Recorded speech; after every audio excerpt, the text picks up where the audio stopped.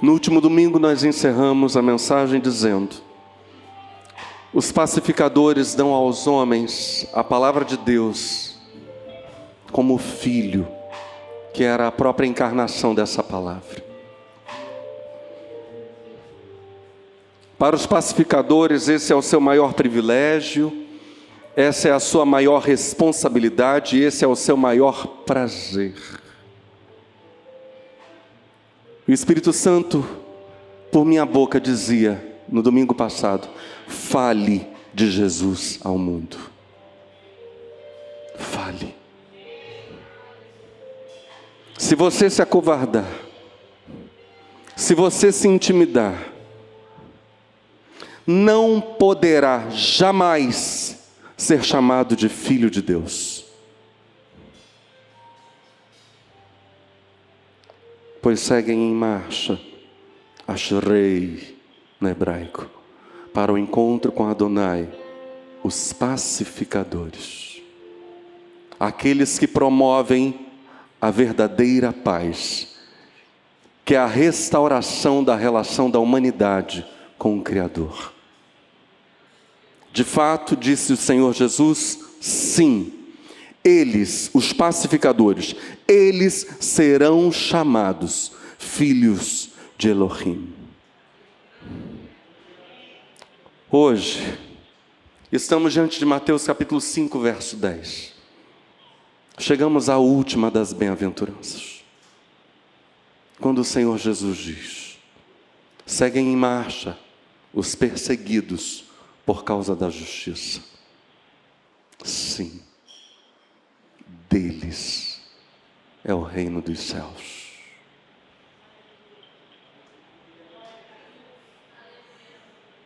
Deles.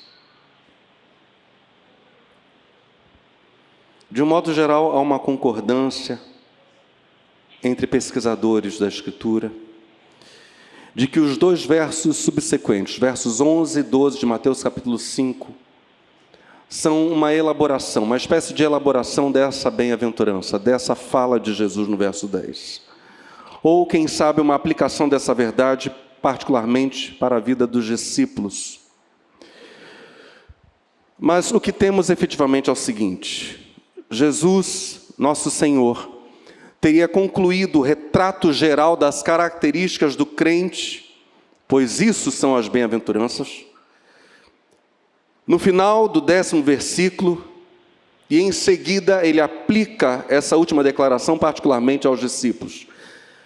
À primeira vista, essa bem-aventurança parece ser um pouco diferente das anteriores, porque ela não se trata de uma descrição positiva do crente em si, mas de um relato do que muito provavelmente será o resultado daquelas virtudes, todas as bem-aventuranças anteriormente mencionadas, bem como por causa daquilo que o crente então é, como nós temos examinado até agora. Tudo aquilo que o crente é e que está lá nas bem-aventuranças.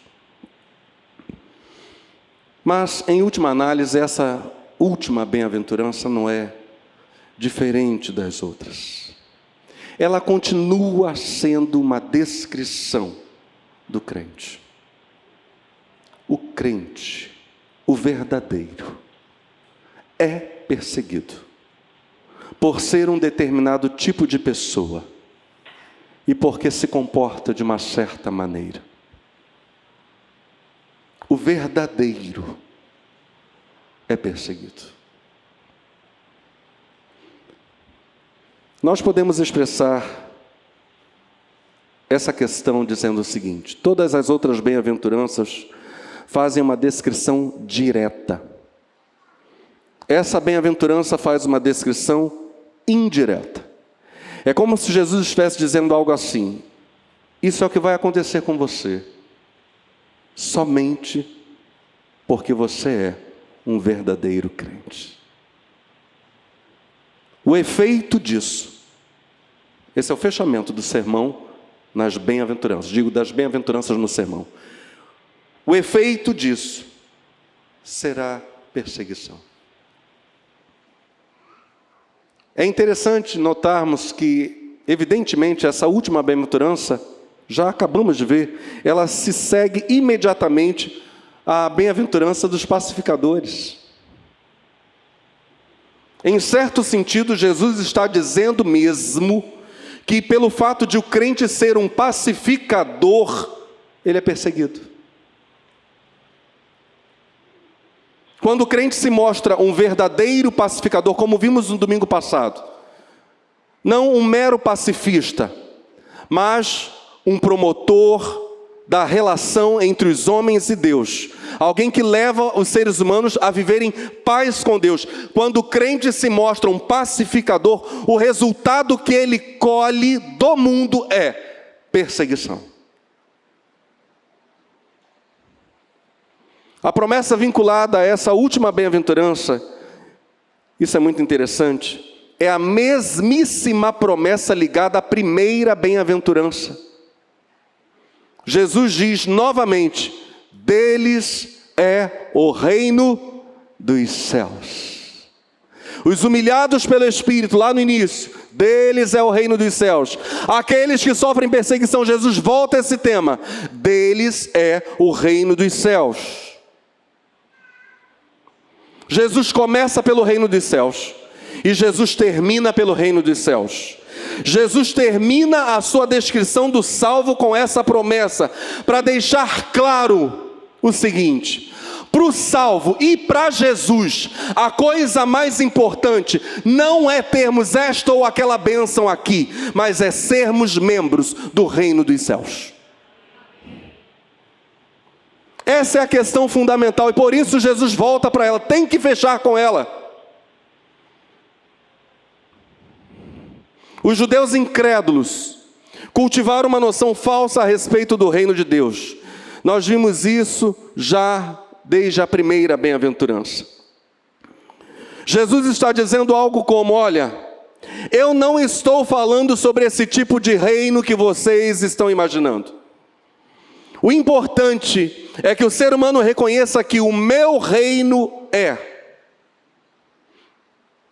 E que também o ser humano deve aprender como se tornar parte desse reino. Acima de todas as bênçãos particulares, que eu e você temos para receber agora e que iremos receber futuramente, em maior ou menor grau, a questão fundamental no dizer de Jesus ao longo das bem-aventuranças é esta: sermos cidadãos do reino dos céus e por isso fazermos parte da dimensão daqueles que serão perseguidos e recompensados no dia final. Bem-aventurados os perseguidos por causa da justiça. Que declaração poderosa. Esse é o final da descrição geral do crente dada por Jesus no início do Sermão do Monte. Isso é tão importante, preste muita atenção. Ser perseguido é evidência de salvação. Olha o que eu acabei de falar.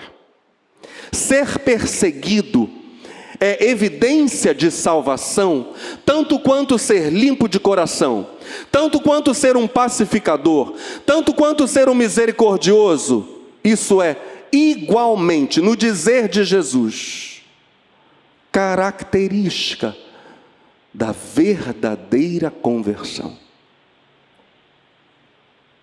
Jesus diz: perseguidos por causa da justiça. Jesus não diz simplesmente: bem-aventurados os perseguidos, ou estão na marcha para Adonai aqueles que são perseguidos. Mas Jesus especifica, ele diz: bem-aventurados, ou seguem em marcha para o encontro com Adonai, Ashrei, bem-aventurados os perseguidos por causa da justiça.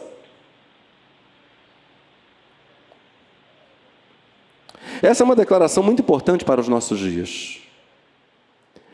Há um número enorme de crentes que neste exato momento está sofrendo dura perseguição. Desde os primeiros séculos do cristianismo, os verdadeiros são perseguidos. Tem havido períodos intensos de perseguição em diversas épocas.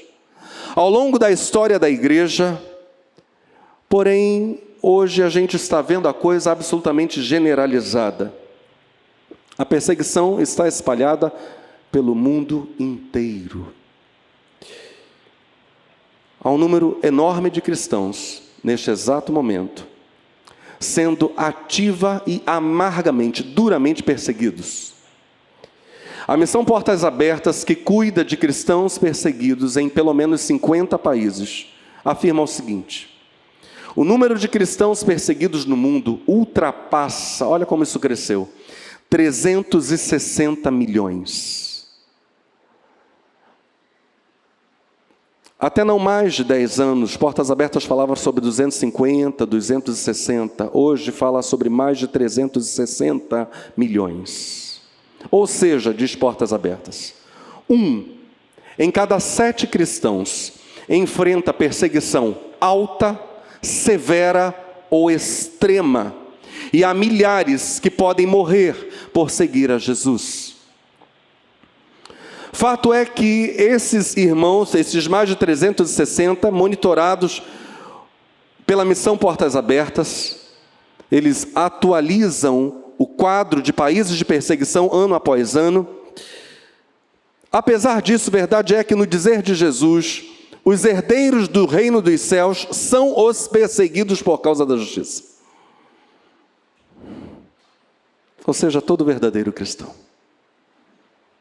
Se nós falarmos de um agravamento e não apenas da perseguição comum a todo crente, se nós falarmos de perseguição severa, alta, extrema, a advertência para os nossos dias é esta: nada impede que nós, que vivemos em aparente segurança e comodidade, cheguemos a experimentar algo do teste de fogo, da fornalha da aflição e da perseguição. Nós precisamos compreender esse versículo. Ele é urgente para os nossos dias. Jesus não diz: bem-aventurados os perseguidos por causa de atitudes dignas de correção, de objeção, de repreensão. Não lemos na fala do Senhor: bem-aventurados os que estão encontrando dificuldades na vida cristã por serem pessoas difíceis, de trato difícil, pessoas irônicas, pessoas prepotentes que se acham perfeitas, inerráveis. Jesus também não diz: bem-aventurados os que estão sendo perseguidos como crentes por lhes faltar sabedoria, por serem insensatos, por serem tolos na sua maneira de darem testemunho do Evangelho. Nada disso Jesus diz. E aqui nós precisamos nos lembrar de um fato óbvio: há crentes que sofrem perseguição inteiramente por causa da sua própria insensatez, por causa de algo errado nas suas vidas, nas suas ações, nas suas palavras. A promessa de Jesus de bem-aventurança aqui, de bênção, nada tem a ver com esse tipo de pessoa. A promessa de Jesus se refere exclusivamente àqueles que são perseguidos por causa da justiça. E como temos visto nas mensagens de quarta-feira sobre a carta de Paulo aos Romanos, a justiça no padrão divino, perseguidos por causa dessa outra coisa, distinta do padrão de justiça humana, a justiça divina. Nós precisamos ser bem claros sobre o que Jesus está falando aqui, em Mateus capítulo 5, verso 10. Nós, seres humanos, podemos atrair contra nós mesmos sofrimentos sem fim. Nós podemos criar dificuldades inteiramente desnecessárias para nós, causadas por uma tola noção a respeito da maneira de viver, de falar, até mesmo de dar testemunho do Evangelho. Se a nossa atitude, não guiada pelo Espírito de Deus, atrai perseguição contra as nossas cabeças, essa atitude nada tem a ver com a fala de Jesus sobre os perseguidos. Ser mal educado, ser ofensivo, grosseiro em sentido natural, por causa de formação ou má formação, por causa de questões particulares. Isso é completamente diferente de se tornar ofensivo ao mundo por causa da justiça, por ser justo. Nós precisamos ter cuidado para não atrairmos contra nós sofrimentos desnecessários. Precisamos. Tem muito crente, você chega para ele e diz: e aí, meu irmão, estou na luta, estou perseguido, e você vai conviver um dia com ele, você fica chocado com a extrema falta de educação.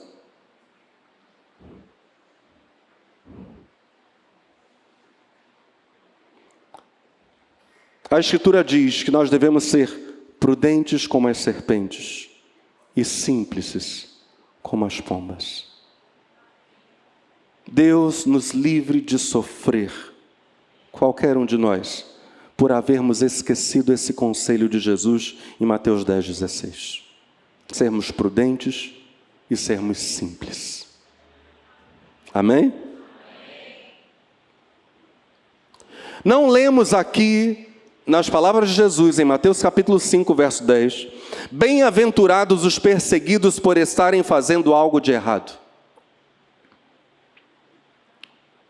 Pedro disse: não sofra, porém, nenhum de vós como assassino, ou ladrão, ou malfeitor. Olha agora o que Pedro vai dizer em 1 de Pedro 4,15. Eu peço que você repita isso comigo. Ou como quem se intromete em negócio de outrem.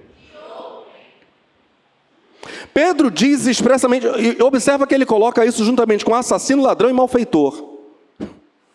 Pedro diz expressamente que tem gente que vive sofrendo porque se mete em negócio que não é para ele. O assunto não é com ele, mas ele vai lá e mete o dedão e acaba sofrendo. Ninguém chamou na conversa. Deus não enviou, o Senhor não mandou nada. A pessoa foi lá fazendo coisas na sua cabeça, acaba sofrendo e diz: estou sendo perseguido. Não está, não. Jesus nunca falou sobre esse tipo de perseguição. Aliás, falou: evita esse tipo. Esse tipo aí em nada glorifica a Deus, esse tipo não tem herança nenhuma, ninguém herda dos céus, porque fica se metendo em negócio alheio. A Bíblia chega a dizer em Provérbios que se duas pessoas estão brigando, o homem prudente não vai lá se meter no meio da briga do alheio. Ele está passando, vê lá duas pessoas, ele não tem nada a ver com aquilo. E lá vai ele. A Bíblia diz que o tolo é quem se mete nisso. Periga ele tomar uma facada, tomar um tiro, tomar um soco, quebrar um dente. Deus nos ajude com a graça da sabedoria. Amém. O nosso texto também não diz: bem-aventurados os perseguidos por defenderem alguma causa. Cuidado. Ser perseguido por causa da justiça e ser perseguido devido à defesa de alguma causa não são a mesma coisa. Há pessoas que, em defesa de determinadas causas, alimentam um desejo de ser mártir. Eles querem ser atacados de algum modo para poderem dizer: olha como eu estou sofrendo por causa dessa causa. Jesus nunca falou disso em Mateus capítulo 5, verso 10. A bem-aventurança também não diz: bem-aventurados os perseguidos por serem pessoas boas, ou nobres, ou abnegadas.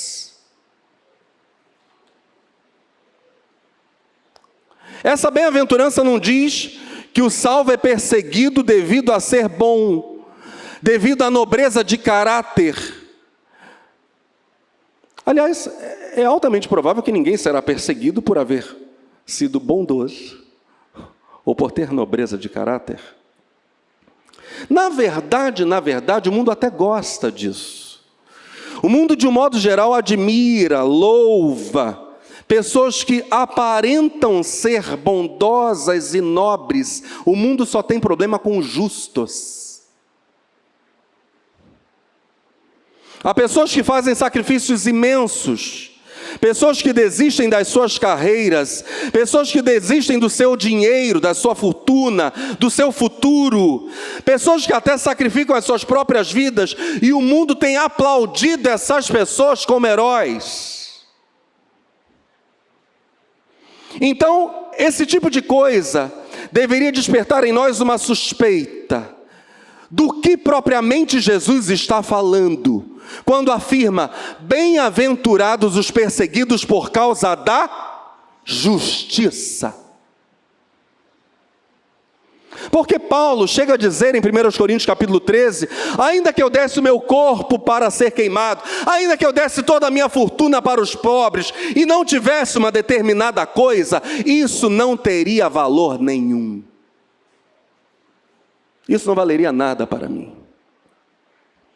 A coisa de que Paulo fala, e que é a coisa intimamente ligada com a justiça, na perspectiva de todo o Novo Testamento, isso inclui as palavras de Cristo, a coisa de que Paulo fala é um profundo amor por Deus.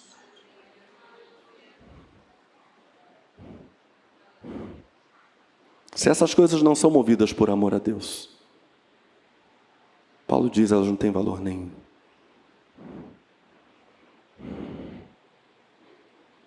Há pessoas que o mundo, olha isso, que o mundo aclama como grandes cristãos. Que contraditório, né? Exatamente por terem feito esses sacrifícios pessoais, que não têm a ver com o amor a Deus.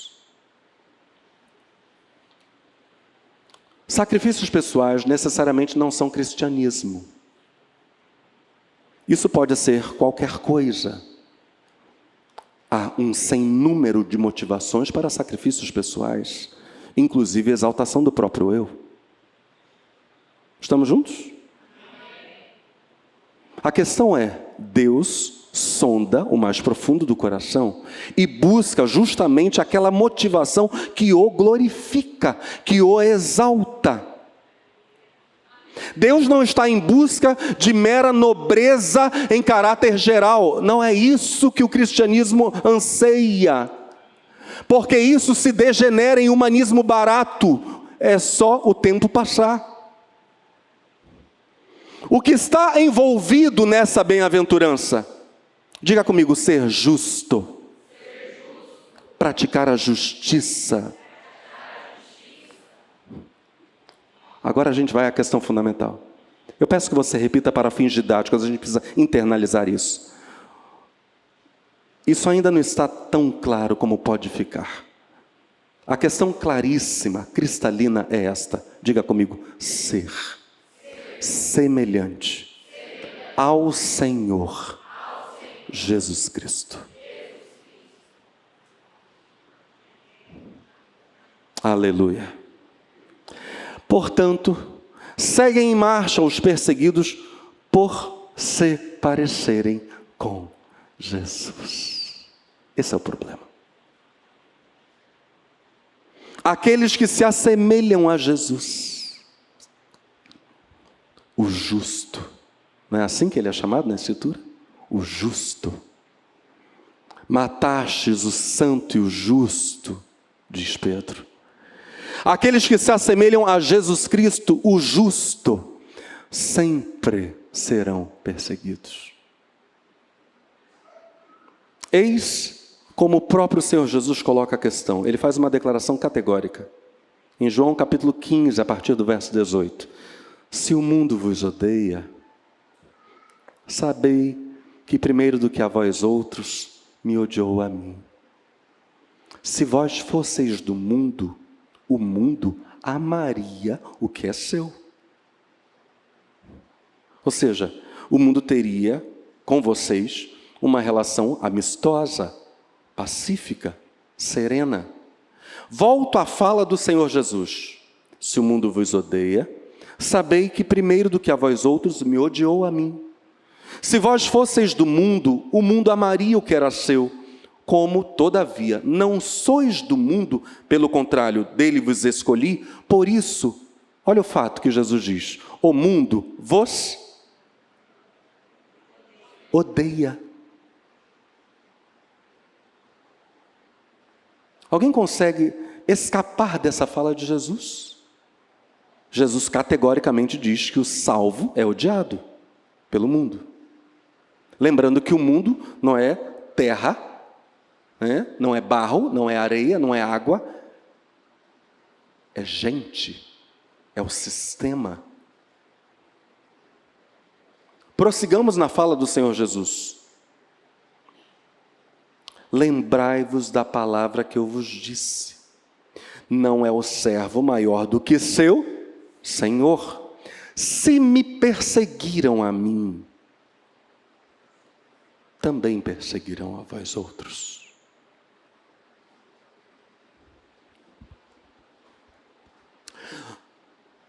Vamos ouvir Paulo, servo do Senhor Jesus.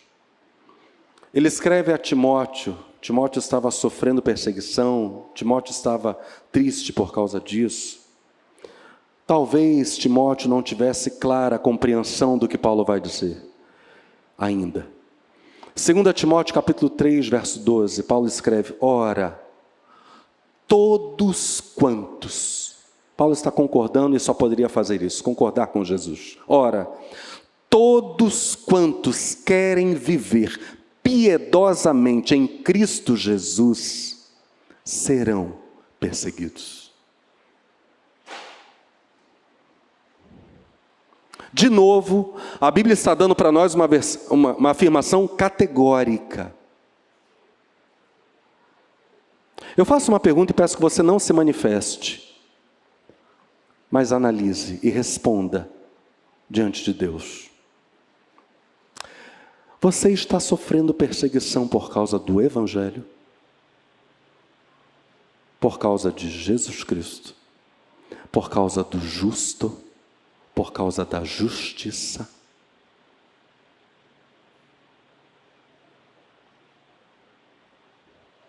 Esse é o ensino da Bíblia. Essa é a fala de Jesus. Se a gente olha para as Escrituras do Antigo Testamento e também do Novo, a gente vai encontrar esse fato. Aquele que persegue a justiça, que quer viver em santidade, que quer ser uma luz revelando Deus ao mundo em trevas, essa pessoa será perseguida. Perseguida por causa da justiça. A gente vê isso no Antigo e no Novo Testamento. Abel, por exemplo. Abel foi perseguido por seu irmão Caim. José foi perseguido por seus irmãos, os patriarcas. Moisés foi severamente perseguido por seus compatriotas. Davi, terrivelmente perseguido por Saul. Elias, Jeremias, Daniel, os companheiros de Daniel, todos eles sofreram dura perseguição. Se a gente vai caminhando por toda a Bíblia, a gente vai perceber que, de fato, todos aqueles que querem andar piedosamente, e são pessoas cheias de amor, viu? São pessoas ternas, são pessoas cujo caráter foi tratado pelo Espírito de Deus. Essas pessoas amáveis são alvo de dura retaliação das trevas.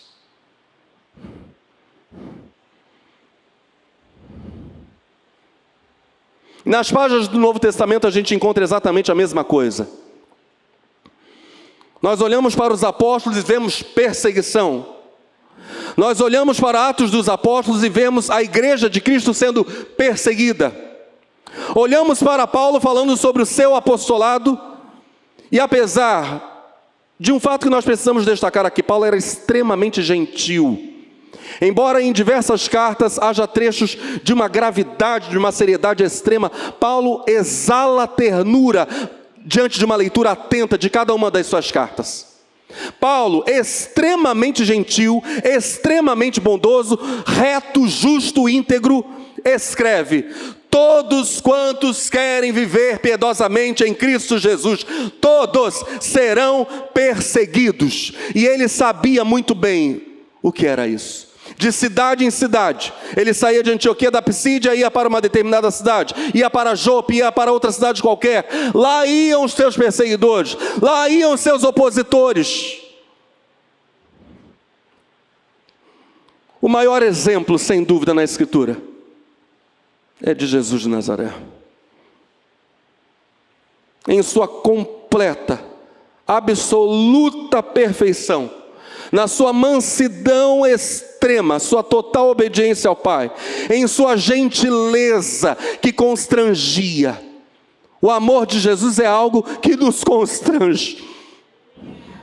Aquele acerca de quem a profecia de Isaías dizia, no capítulo 42, verso 3, que ele não esmagaria a cana quebrada, nem apagaria a torcida que estivesse fumegando.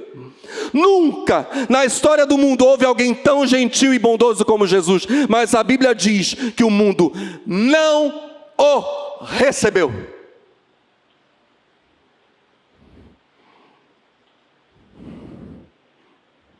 Olhemos para a história da igreja.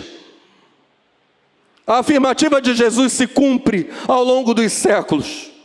Examinemos as vidas dos mártires, de Estevão, de John Huss, de Madame Guyon, de Martinho Lutero, todos eles sem exceção. E no dizer da Escritura, tudo isso é apenas o cumprimento da última bem-aventurança. Aqueles que de fato são de Cristo, não os que se dizem ser, aqueles que são, serão perseguidos por isso. A pergunta que nós precisamos fazer é: por quem? Quando nós examinamos as Escrituras, quando nós estudamos a história eclesiástica, a história da igreja, descobrimos algo interessante.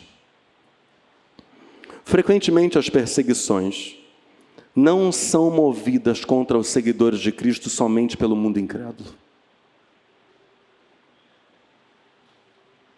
Algumas das piores perseguições são experimentadas pelos justos nas mãos de pessoas que se dizem cristãs.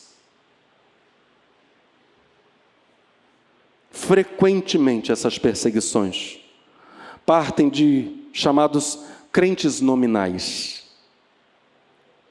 Jesus mesmo. Quando nós olhamos para os 4 evangelhos, fica evidente quais eram seus principais perseguidores: fariseus, escribas, mestres da lei. Olhemos para os primitivos cristãos.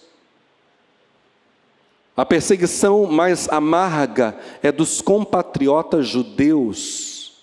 Olhemos de novo para a história da igreja, as duríssimas perseguições realizadas pela Igreja Católica Romana durante a Idade Média. Alguns grupos foram duramente perseguidos apenas por perceberem a pura verdade e tentarem viver tranquilamente essa verdade, apenas por isso. Foram ferozmente perseguidos por indivíduos nominalmente religiosos. Na cristandade, de um modo geral, há muitas ideias que estão longe de serem ensinadas pelo Novo Testamento, e essas ideias erradas levam muitos dos seus defensores a perseguirem aqueles que estão tentando viver com sinceridade a verdade pura do Evangelho de Jesus Cristo, andando de fato no caminho longo e estreito. Porque é muito fácil viver de aparências. O mundo aplaude aparências e sempre aplaudiu, e a religião também. O desafio é viver a essência do cristianismo.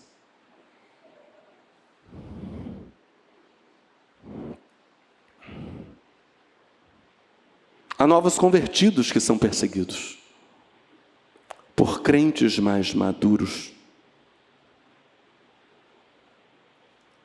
No passado, Ouvimos de pessoas que já estavam há mais tempo na caminhada cristã, que disseram para bebezinhos na fé: essa paixão que você está vivendo aí é apenas um fogo de palha. Isso nada mais é que perseguição. O cristianismo formal, de um modo geral, é o pior inimigo da pura fé cristã. Mas avancemos. Se nós perguntamos por quem os justos são perseguidos, exatamente por qual motivo os justos são perseguidos? E especialmente por que os justos e não os bondosos, os nobres, são perseguidos? A resposta para essa pergunta é extremamente simples. Pessoas bondosas e nobres de caráter são raramente perseguidas, porque todos nós, seres humanos, sentimos que essas pessoas são, em algum aspecto, aquilo que nós gostaríamos de ser, em nosso lado mais humano, mais recomendável. É normal pensarmos: eu também sou capaz de fazer isso, de praticar essas coisas. Se ao menos eu me concentrar para tentar fazer essas coisas, eu consigo. E aí, aquelas pessoas são admiradas, porque assim elas nos proporcionam um meio de lisonjearmos a nós mesmos, de enxergarmos alguma bondade em nós. Nós também faríamos, se nos dedicássemos. Mas e os crentes? Por que eles são perseguidos? A resposta: eles são perseguidos porque são diferentes. Eles são diferentes de tudo aquilo que o mundo espera, de tudo aquilo com que o mundo está acostumado. Eles são diferentes. Essa foi a razão pela qual os fariseus, os escribas, os saduceus, os mestres da lei, odiaram o Senhor. Jesus era diferente. Havia em Jesus alguma coisa que fazia aqueles homens se sentirem condenados. Eles sentiam diante de Jesus que a própria retidão deles era nada. Diante de Jesus, toda a retidão de um mestre da lei parecia algo apenas mesquinho. Por diversas vezes, preste muita atenção, o justo nem estará dizendo algo.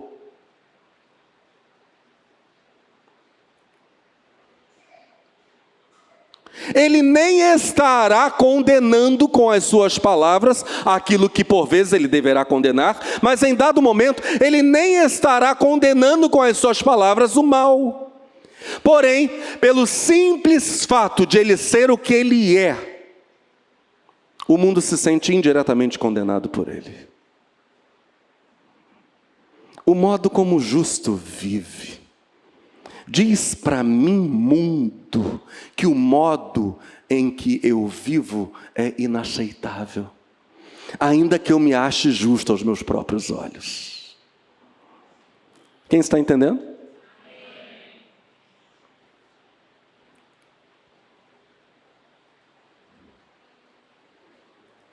O mundo odeia o justo e acaba procurando encontrar nele alguma falta, algum erro, porque se sente condenado diante do justo.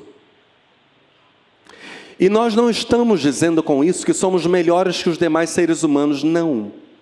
Só há justo na terra porque foi justificado por Jesus Cristo. É a graça de Deus, é a misericórdia, o amor de Deus em ação. Aleluia. Vejamos a história de Daniel. Daniel sofre por ser um homem reto. Daniel não fazia nenhum espetáculo. Daniel agia com toda a discrição. Mas aqueles homens que o perseguiam pensavam: esse homem nos condena por meio daquilo que ele faz. Então nós vamos achá-lo em alguma falta. Não é possível isso. Esse judeu, olha só. Essa é, em parte, é claro, a explicação para as perseguições sofridas pelo próprio Senhor Jesus. Os fariseus, os religiosos, odiavam-no simplesmente por causa da sua total, absoluta verdade, justiça e santidade. Não era uma aparência de santidade, era santidade real. Lá estava ele comendo e bebendo com o santo. Perturbador isso. Absolutamente perturbador. Os mestres da lei não conseguiam, de jeito nenhum, encaixar Jesus nos seus padrões de justiça. Há homens gentis, mulheres gentis, amorosos, amoráveis, repito, que sofreram terríveis e amargas perseguições, algumas vezes da parte de chamados crentes, porque esses tais crentes não entendiam a santidade genuína. O efeito que Jesus exerceu sobre os seus contemporâneos foi tão forte que por pelo menos 3 vezes tentaram apedrejá-lo. A Bíblia diz que Jesus foi odiado, até que por fim preferiram em lugar dele um homicida e mataram o Senhor. A influência de Jesus sobre os homens deste mundo, preste muita atenção nisso, é dessa espécie.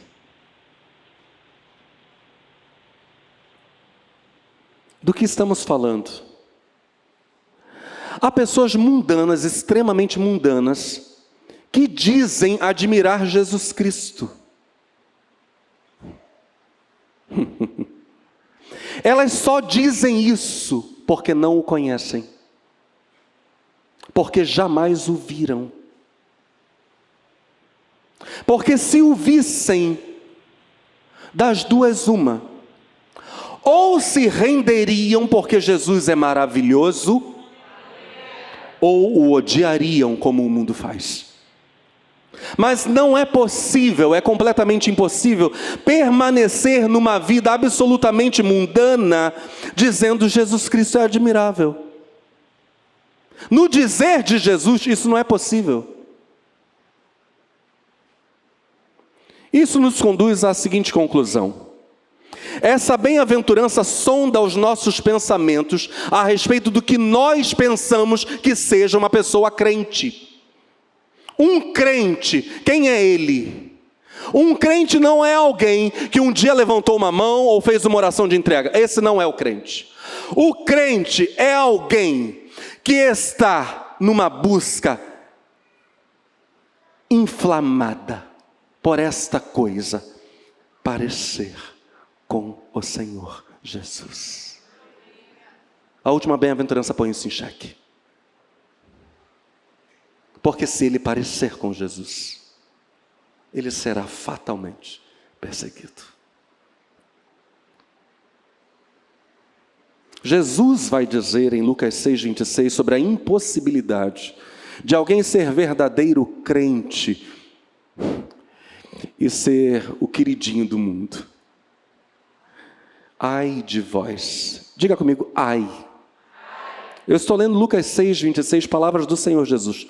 Ai de vós, quando todos vos louvarem, porque assim procederam seus pais com os falsos profetas.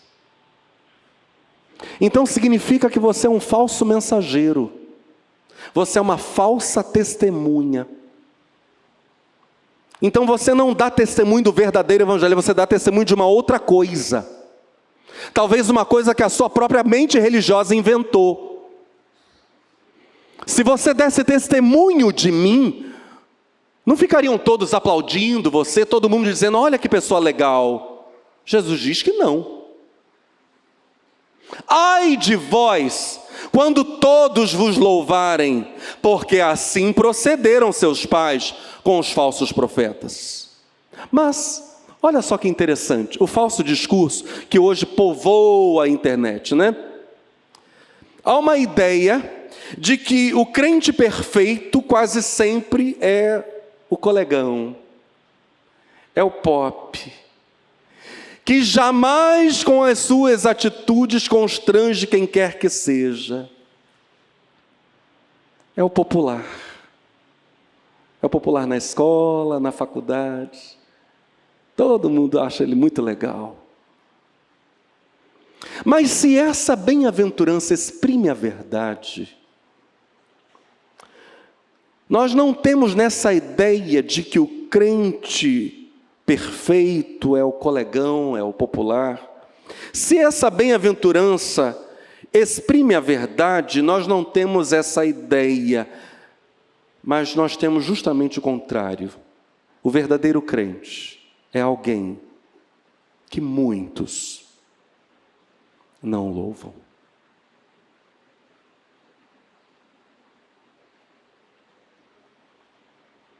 Se muitos nunca louvaram a nosso Senhor, de modo algum louvarão alguém semelhante a Ele.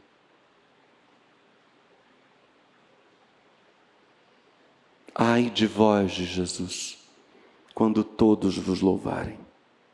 Esses mesmos louvavam, esses que louvam, né? O amigão, o colegão, esses mesmos de Jesus louvavam os falsos profetas, enquanto não elogiavam o próprio Cristo. A mentalidade do homem natural, Paulo nos diz, é inimizade contra Deus. Romanos capítulo 8, verso 7. Embora o homem natural fale acerca de Deus, eu gostaria que você não se distraísse. Estamos indo para o final da mensagem. Embora o homem natural fale acerca de Deus, na realidade, a Bíblia diz que o homem natural odeia a Deus. Quando o Filho de Deus veio a este mundo, o homem natural exigiu a cruz para ele. Jesus, vá para a cruz. Foi isso que o mundo disse. Essa continua sendo a atitude do mundo contra o Senhor Jesus em nossos dias. Enquanto o mundo não deixa de ser mundo, ele odeia Jesus Cristo. O novo nascimento é uma necessidade absoluta. Antes que qualquer pessoa possa se tornar de fato um crente. Ser crente em Cristo, em última análise, é ser como Jesus Cristo. E ninguém pode ser semelhante a Cristo sem ter sido transformado, é claro. É preciso que o ser humano seja liberto do domínio da sua antiga natureza. Essa natureza que abomina Cristo e que abomina a justiça, abomina viver perto de Deus, não quer se submeter ao senhorio de Cristo. O ser humano precisa receber uma nova natureza, uma natureza que ame a justiça verdadeira, que ame o bem, que ame a Cristo, que ame a Deus, e que por causa disso vá se tornando semelhante a Jesus Cristo. É por esse processo que nós seres humanos precisamos passar. Olhamos para a cruz de Cristo. Ali percebemos a magnitude do nosso pecado, da nossa maldade. Reconhecemos que não somos bons e que não merecemos a salvação. Mas entendemos, olhando para a cruz, que Deus amou o mundo de tal maneira que deu o seu Filho unigênito para que todo aquele que nele crê não pereça, mas tenha vida eterna. Olhamos para a cruz, percebemos nossa miséria, percebemos o grande amor de Deus, aceitamos a justiça de Deus operada no corpo do seu próprio Filho, e dizemos: ó Deus, graças te dou. Porque o que eu merecia, Jesus recebeu em meu lugar, para que eu receba o que jamais poderia merecer: vida eterna. E quando o ser humano assume essa sua condição, a Bíblia diz, Deus, por meio do seu Espírito Santo, vai transformando esse ser humano, transformando-o de glória em glória, fazendo-o cada vez mais parecido com a pessoa, com o caráter de Jesus de Nazaré. Transformados de glória em glória, de fé em fé, amando as pessoas, amando o inimigo, perdoando como Cristo perdoou, derramando amor sobre o mundo perdido.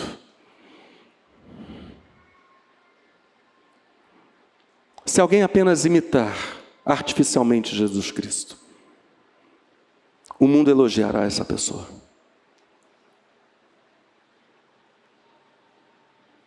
Se alguém de fato se assemelhar a Cristo, porque nasceu de novo, o mundo odiará essa pessoa.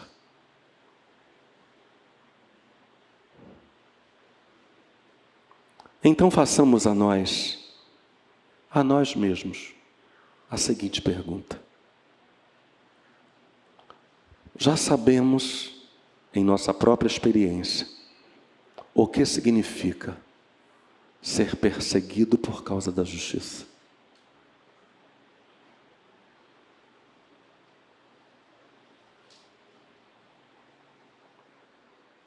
Preste muita atenção. Ser semelhante a Cristo é ser luz. Mas a luz, ela tem uma característica. Ela sempre exibe, sempre, o que as trevas escondiam.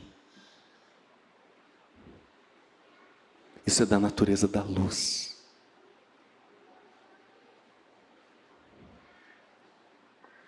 Precisamente por isso, as trevas sempre odiaram a luz.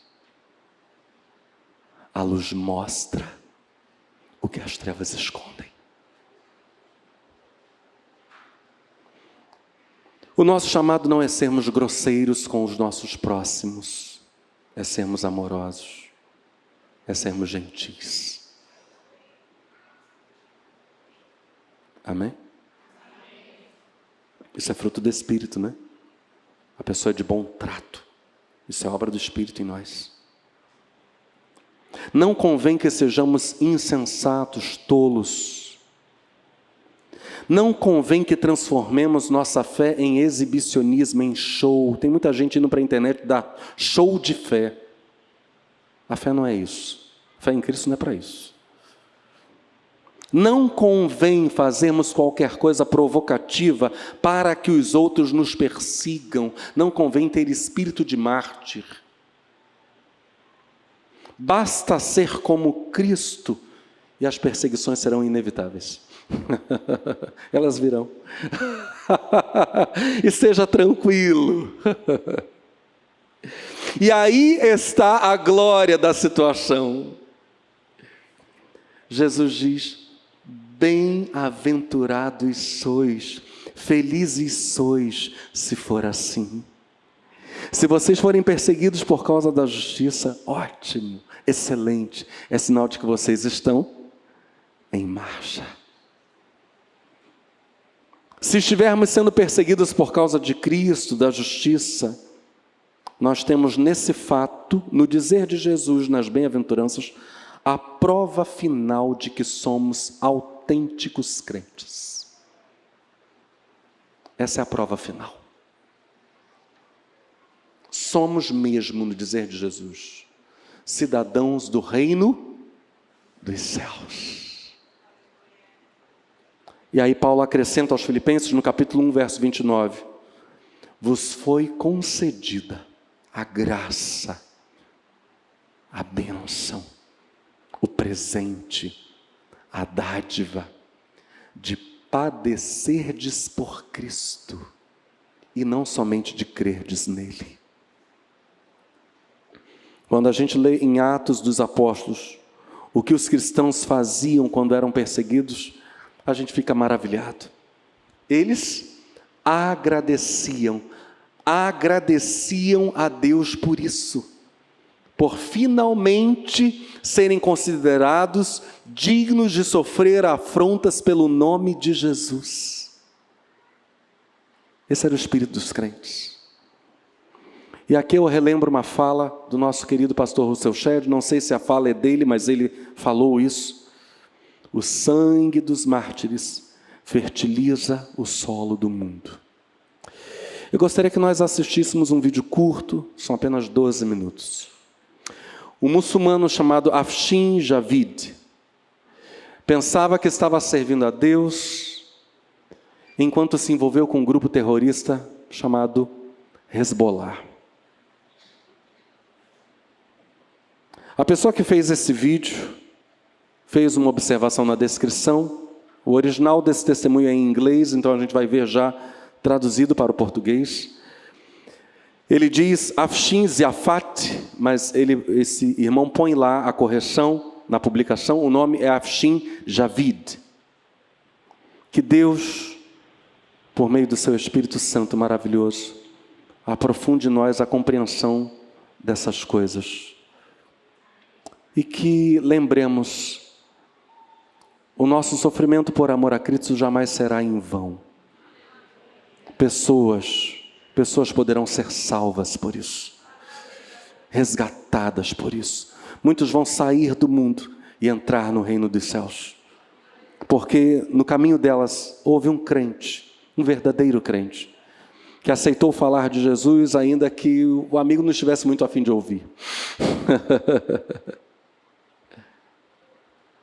Isso também é um tipo pequeno, mas é, de perseguição. Que Deus nos abençoe.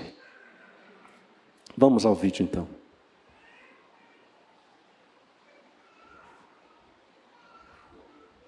Eu nasci na parte sul do Irã, em uma cidade chamada Abadan.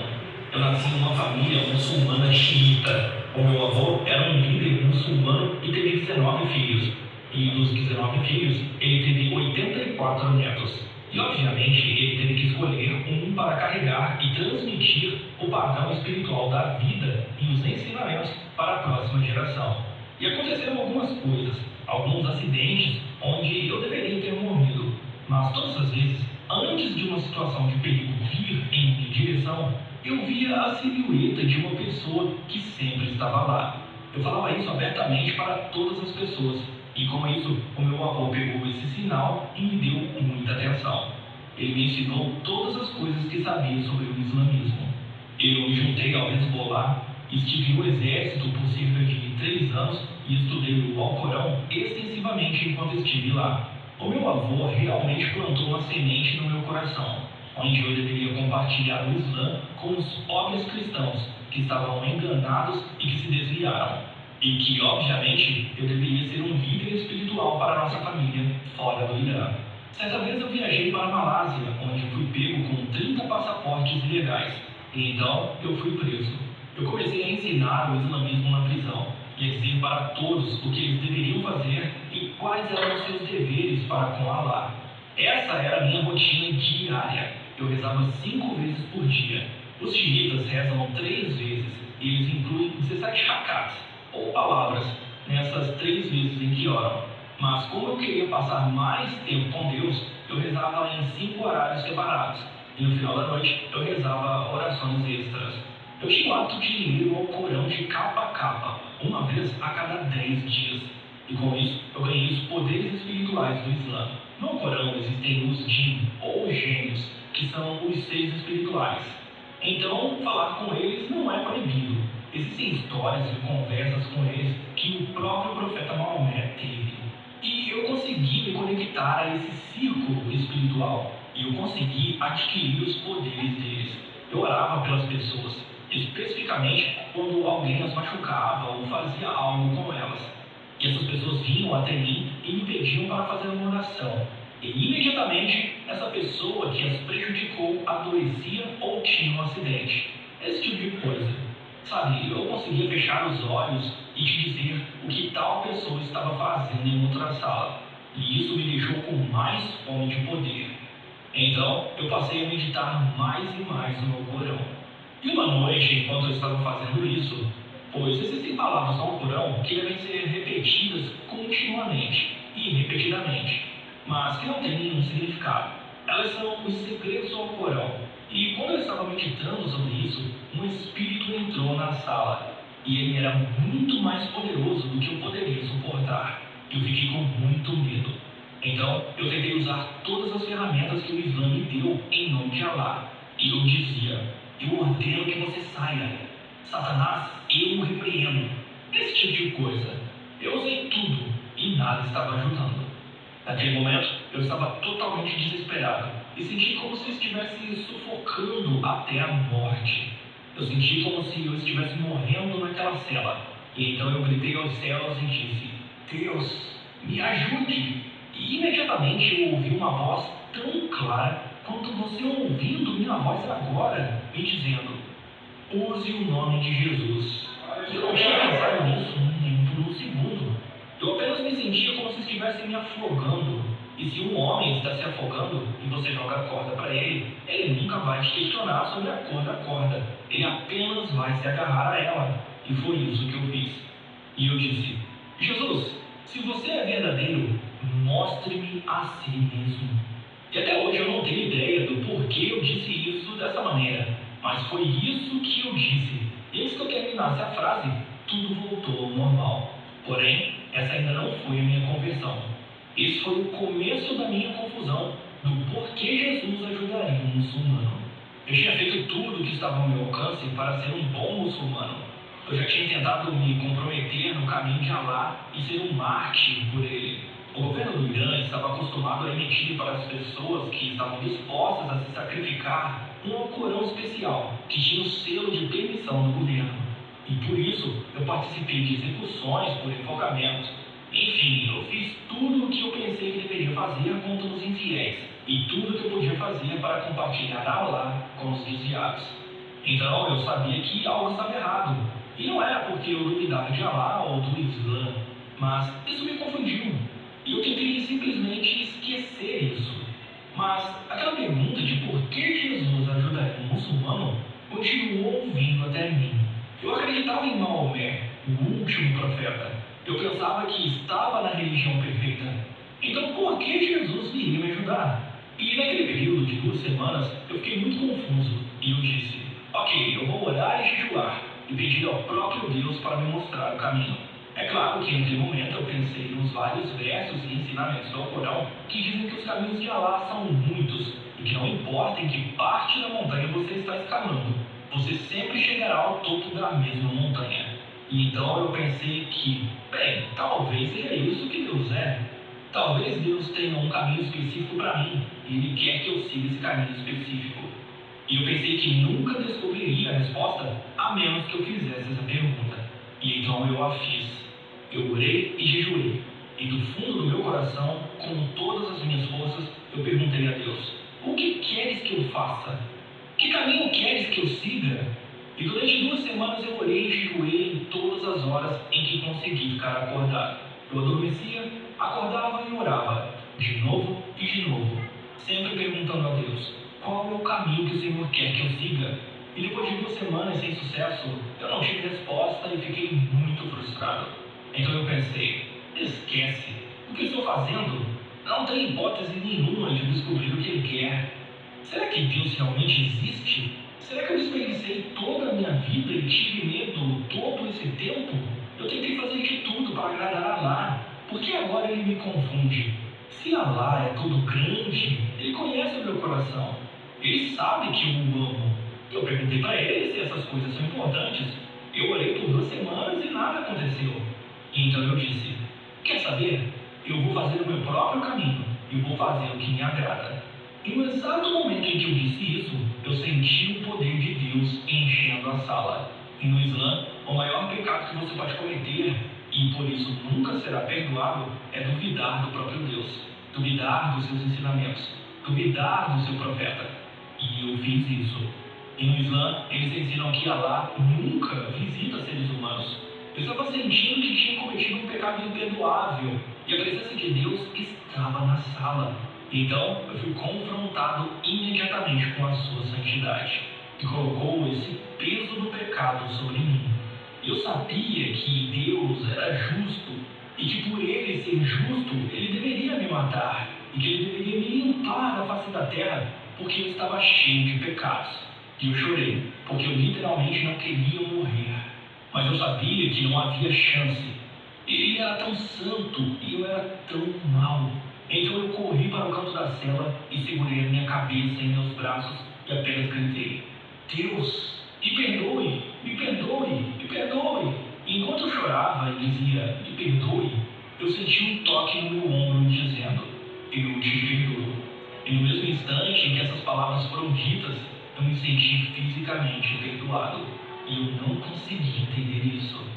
E eu disse, espere, nós falamos que Deus é misericordioso e gracioso, mas não sabemos se estamos perdoados até o dia do julgamento.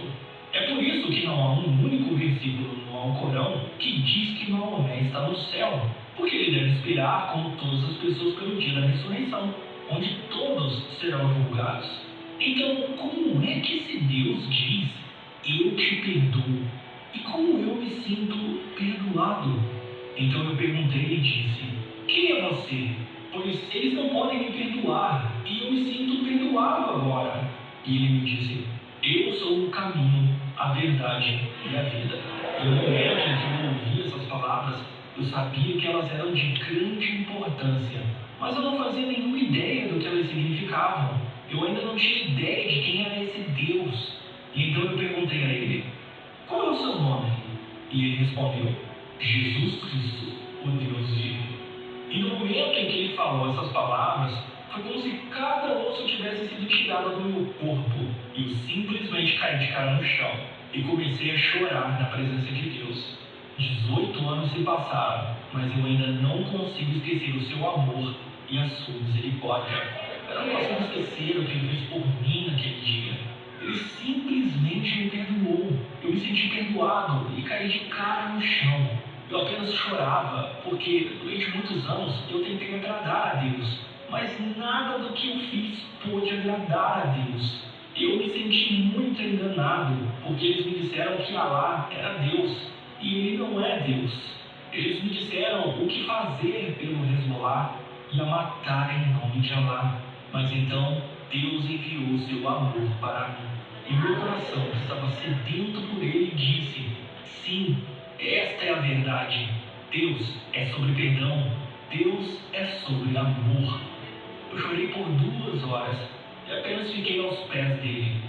Então ele me disse para olhar para cima. E quando eu olhei, eu vi uma espécie de tela de TV. E eu vi pessoas de todas as diferentes gerações, nacionalidades e origens. Eu podia ver cada coisa errada que essas pessoas fizeram. E isso me impressionou. E eu disse, Deus, eu vivo entre todos esses povos e todos eles são pecadores.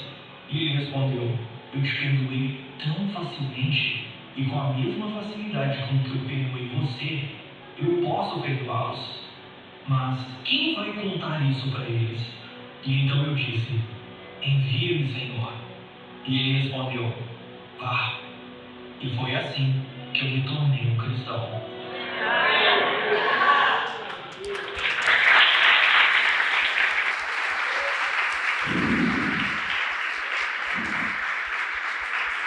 Aleluia, aleluia. Falemos de Jesus. Estejamos prontos a sofrer pela justiça, a sofrer por Jesus, e assim recebermos consolo pleno, força, o cumprimento dessa gloriosa promessa da última bem-aventurança. Se um membro do Hezbollah teve um encontro com Jesus e foi salvo, hoje ele é um pastor, Afshin Javid, ministério tremendo. O que Deus não vai fazer com nosso parente, com o nosso amigo, com o nosso colega de trabalho. Para quem seremos luz, ainda que haja oposição. Pregue o Evangelho, seja luz. Vamos ficar de pé.